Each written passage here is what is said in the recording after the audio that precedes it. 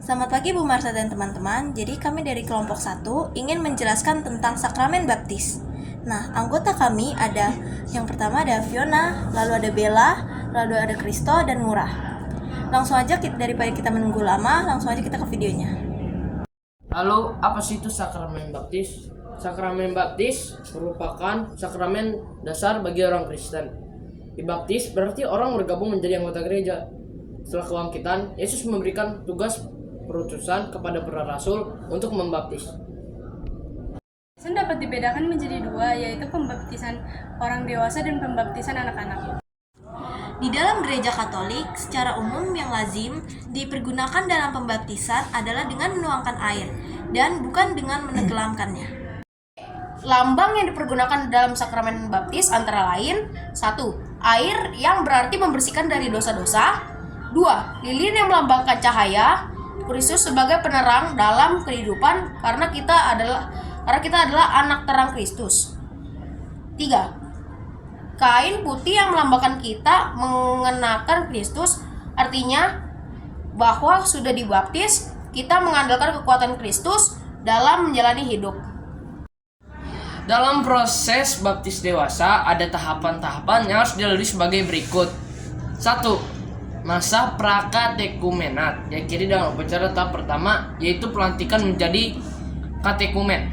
Kedua, masa katekumenat diakhiri dengan upacara tahap kedua, yaitu upacara pengukuhan katekumenat terpilih. Yang ketiga ada masa persiapan terakhir, diakhiri dengan upacara tahap ketiga, yaitu upacara penerimaan sakramen baptis. Lalu yang keempat ada masa mistagogi, yaitu masa pembinaan lanjutan setelah seseorang menerima sakramen baptis. Refleksi. Dengan dibaptis, kita dihapuskan dari segala dosa kita, dan kita dijadikan menjadi milik Kristus. Kita diajak untuk ikut ambil bagian dalam tugas gereja sebagai milik Kristus yang telah dihapuskan dari dosa karena pembaptisan. Nah, Kristo, apakah perilaku kita sungguh menampakkan kasih Kristus? Menurut saya masih kurang sungguh-sungguh menampakkan kasih Kristus karena saya masih sering ketakutan. Oh, ini kan Fiona dan nanya gua. Ya, Sekarang gua mau nanya lu nih. Apa aja sih tugas yang harus kita lakukan? sebenarnya banyak tugas gereja, tetapi ada 5 yang pokok, yaitu koinonia, pertama, kedua diakonia, ketiga kerigma, keempat liturgia, dan kelima matria atau kesaksian.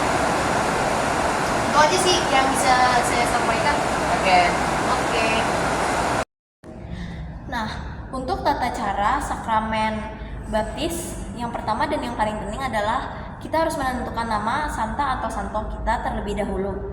Lalu yang kedua, kita harus menyiapkan berkas-berkas yang diperlukan untuk menyetujui kalau kita akan dibaptis. Lalu yang ketiga, kita akan gladi bersih di dalam gereja, dan juga di hari ketiga kita akan memulai misa tersebut. Jadi perayaan misanya itu dimulai dengan ritus pembukaan yang diantar dengan lagu pembukaan dan juga dimulai dengan tanda salib dan salam. Lalu dilanjut dengan kata pengantar dan juga doa pembukaan.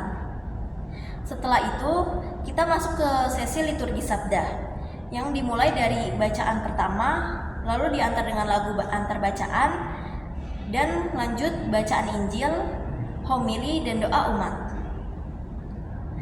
Setelah itu kita masuk ke sesi ritus baptisan. Biasanya di dalamnya itu terdapat pernyataan orang tua dan wali baptis, lalu penandaan dengan tanda salib, dan memulai upacara pembaptisan. Diawali dengan penolakan setan dan pengakuan iman, lalu pembaptisan. Kata-kata untuk membaptis biasanya diucapkan oleh pastor, seperti aku membaptis engkau dalam nama Bapa dan Putra dan Roh Kudus. Amin. Setelah itu dilanjut dengan pengurapan dengan minyak krisma dan penyerahan pakaian pembaptisan atau pakaian putih. Selanjutnya penyerahan lilin bernyala. Dan lagu persembahan juga doa Bapa Kami. Setelah itu, setelah semua selesai, kita lanjut dengan ritus penutup. Di ritus penutup kita cuma tinggal menyanyikan lagu penutup saja. Setelah itu misanya sudah selesai. Biasanya Romo menyampaikan pesan-pesan terlebih dahulu sebelum menutup misa. Jadi kita biasanya juga terlebih dahulu sebelum kita pulang kita akan berdoa terlebih dahulu. Itu saja untuk tata caranya. Sekian dari kami, terima kasih.